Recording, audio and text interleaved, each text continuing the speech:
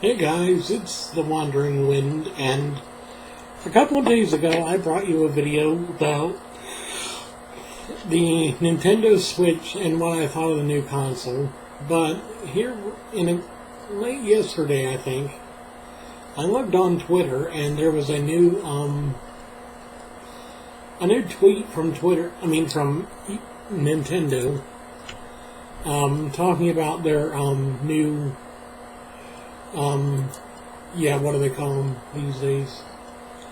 Their new sponsors or their new partners or whatever. And I thought it was interesting because they posted a picture. I'll leave it up here in the corner. And you know what? I will see about editing it in. And they talked about quite a few different developers that I thought were very interesting. So here's my thoughts on the possibilities for the Nintendo Switch in the future. First of all, we have quite a lot of familiar faces in the gaming world. We have Activision, we have Atlas, which has brought us the Shin Megami Tensei series for years now. In fact, that's one of my favorite series. We have Bandai Namco Entertainment, which is well known for doing anime-style games. We have Bethesda, which is both Elder Scrolls and also Fallout. We have Capcom, which who knows what they're going to be doing now. We have Codemasters, which has done the successful Overlord series, although I don't know if they're ever going to make any more. We have EA, which is a given. From Software, Frozen Byte. We have Konami and Koei Tecmo, I think it is. But one of the two that I thought were very interesting were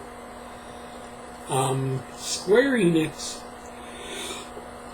and Ubisoft, because Square Enix, of course, has got new games coming out every year. We have the Final Fantasy 15 game, which is now gold. I will link to a video that I forget the name of his channel, but I'll link to a video that he did recently about how Final Fantasy 15 has finally gone gold. We have Kingdom Hearts, which is coming up. We have the 2.8 Final Chapter Prologue, which evidently is only on PS4, which sucks. But we also have Kingdom Hearts 3, which is on both Xbox and PS4, so you'd think it would also be easy enough, especially since the Switch has been confirmed to be running on or using the Unreal Engine 4 technology, or at least compatible with it, to the point to where hopefully maybe we'll get Nintendo Switch edition. I don't know. But then we have Ubisoft, which is an interesting one. Last I heard, they were still up in the air about whether or not they were going to do the sequel to Beyond Good and Evil, which is, if you haven't played the game, just telling you right now, it's great. Go check out some gameplay videos. I'll leave a link to a video at the end card. Maybe, I don't know.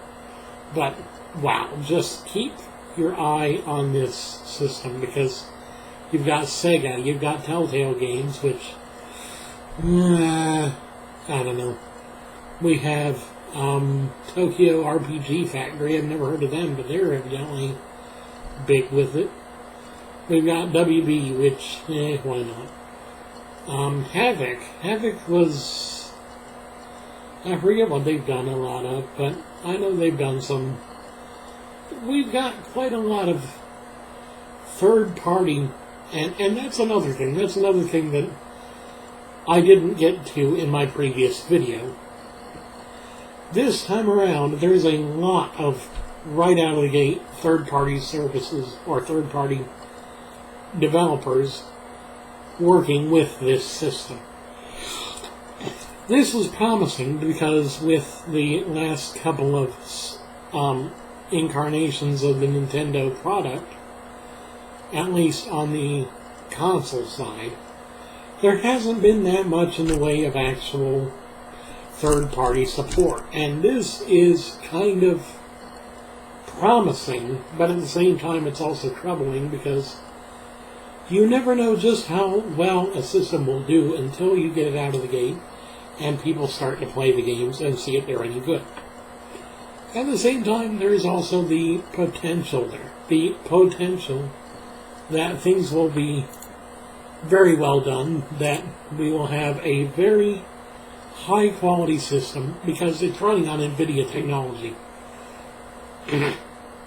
And even though it's a custom chip, and we don't know exactly what the capabilities of the chip are, at least aside from the dock, which I'm assuming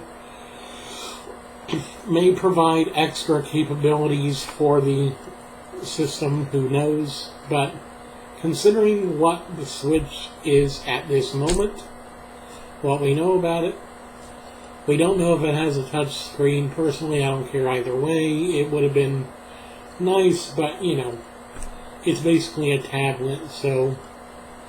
But at the same time, it's more than just a tablet, and hopefully it has either expandable storage or built-in storage that's big enough for most games that are coming out now.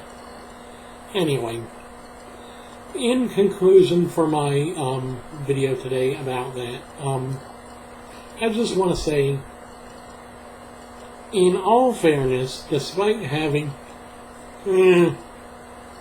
kind of mediocre reactions to this product, I think there's quite the potential for this product, for this console, to really gain more attention, more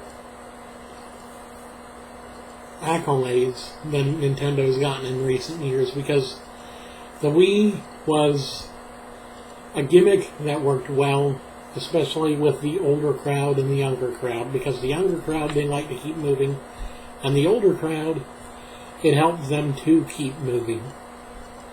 But with the Switch, well, no, and then with the Wii U, they tried to do another gimmick, and it ended up failing because, let's face it, if the console and the controller are both going to be around the same price, why bother? I mean, really. You go on Amazon, you look for a Wii U replacement gamepad, and it's about the same price as what the Wii U Complete is itself. Or at least, if it's used. If it's brand new, good luck. Yeah. But this generation of the Nintendo system may prove to be finally the crowning achievement of Nintendo's developers since the time of the Nintendo 64. Heck, even the Nintendo GameCube, because back then they were focusing on quality, and the GameCube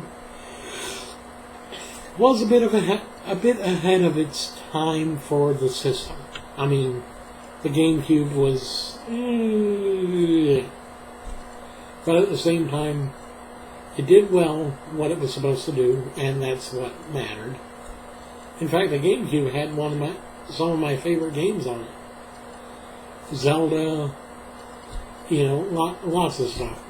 But at the same time, we've got to look forward, and if you keep looking forward, you're going to find that there is promise. And that's what I think this system is going to accomplish for Nintendo in the next coming years, because if anyone can do this, it's Nintendo. And I really don't want them to fail. I mean, people have predicted that if Nintendo fails with this console, it's over. And I don't want that. Nintendo was the one to bring us back out of the dark ages of the post-crash era, because Granted, it was only a few years, but it was a few years of absolutely no video games at all, or very few, because everyone had lost confidence in the market. And then Nintendo comes in and brings the 8-bit Nintendo Entertainment System, and everyone loves it. So, well, and that was just in the Western world, too. In the Eastern world, things kind of continued, but I digress. Anyway, this has been a very, very interesting video, and I hope you guys don't take this too seriously. This is just my opinion, my hopes, my thoughts, because frankly, with the way Nintendo is going, and with the fact that there is so many third-party developers this time around, I mean, I count at least 30, if not more, just on this image that, like I said, I'll have up in the corner. And with this kind of potential for a system, you've got hope. You've got to hope. Anyway, this has been The Wandering Wind. I hope you guys enjoyed my video. If you did, please leave a comment down in the comment section below telling me what your hopes are for the system, or what your first impressions are. If you really like my videos and you like the way I do things, click that subscribe button, and if you like this video, click that like button. Anyway, thank you guys for watching. I hope you have a great day. I will see you again very soon. This has been The Wandering Wind. I've been your host, Gregory, and I hope to see you again soon. Have a nice day.